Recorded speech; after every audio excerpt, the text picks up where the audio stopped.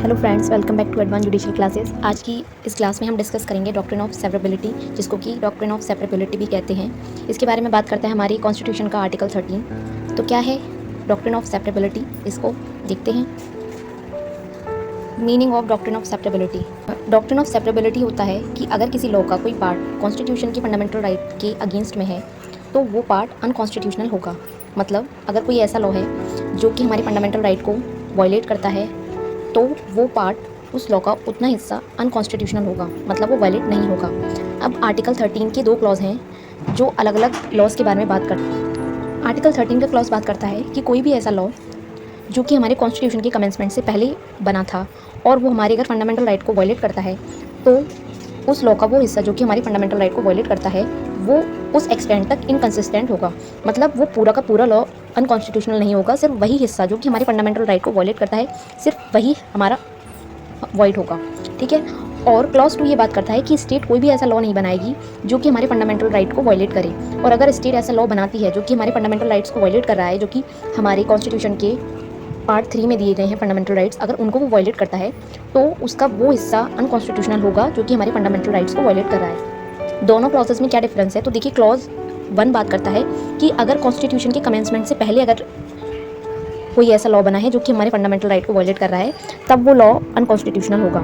लेकिन क्लॉज 2 बात कर रहा है कि अगर कि स्टेट अब फ्यूचर में, मतलब कॉन्स्टिट्यूशन के कमेंसमेंट के बाद कोई ऐसा लॉ नहीं बनाएगी जो कि हमारे कॉन्स्टिट्यूशन, जो कि हमारे फंडामेंटल राइट्स को वायलेट कर रहा है। अब क्वेश्चन ये अराइज होता है कि क्या पूरा लॉ अनकॉन्स्टिट्यूशनल होगा?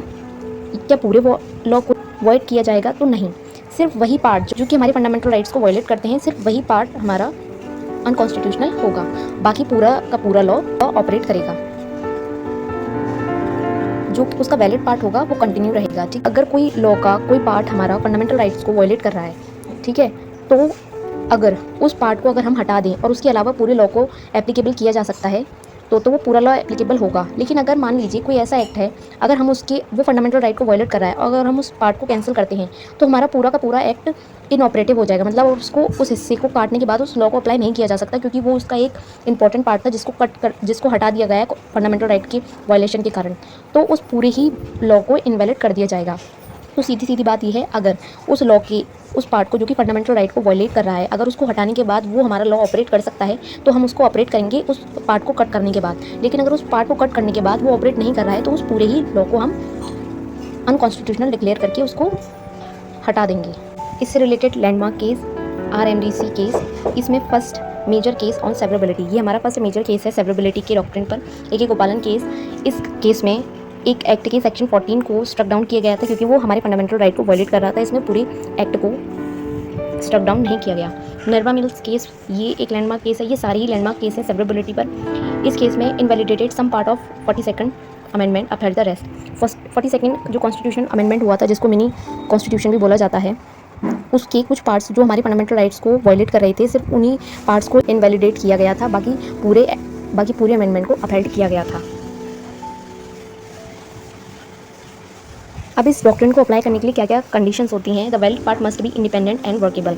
अगर हमने उस पार्ट को जो फंडामेंटल राइट को वायलेट कर रहा था उसको हटा दिया तो बाकी हमारा एक्ट सर्वाइव करना चाहिए। मतलब वो अकेले उस पार्ट को काटने के बाद भी उस एक्ट को, वो एक्ट हमारा काम कर सके।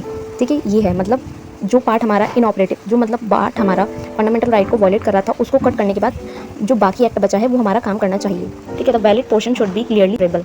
जो हमारा वैलिड पार्ट है वो सेवरेबल होना चाहिए। मतलब कि अगर एक एक्ट का कोई हिस्सा अगर हमारा फंडामेंटल राइट को वायलेट कर रहा है, अगर उसको हटाने के बाद बाकी जो एक्ट है वो हमारा सेपरेबल होना चाहिए।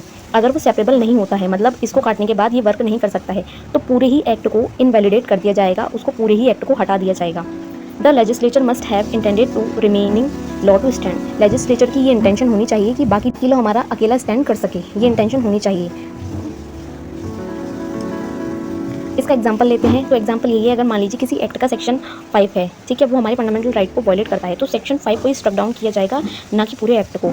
लेकिन अगर पूरा एक्ट हमारा फंक्शन कर सकता है अकेले, तभी उसको फोर्स में करा जाएगा। अगर वो नहीं कर सकता तो पूरे ही एक्ट को स्ट्रक डाउन कर दिया जाएगा।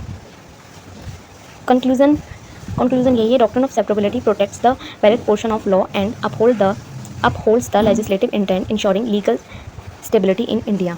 ठीक है, तो ये था हमारा डॉक्ट्रिन ऑफ सेवरेबिलिटी, जिसको हम डॉक्ट्रिन ऑफ सेपरेबिलिटी भी कहते हैं। आई होप आपको ये समझ में आया होगा। अगर आपको कुछ भी समझ में नहीं आता है तो आप कमेंट करके हमसे पूछ सकते हैं, और इसी तरीके के और डॉक्ट्रिन को हम अपने आगे आने वाली सीरीज़ में शुरू करने वाले हैं। तो हमारे चैनल से जुड़े रहिए। अगर पसंद आई हो तो लाइक कीजिए, शेयर कीजिए, अपने दोस्तों के साथ सब्सक्राइब कीजिए और बेल आइकन प्रेस कीजिए ताकि आने वाली वीडियोस आपको सबसे पहले मिल सकें। Thank you so much for watching. जय हिंद, जय भारत।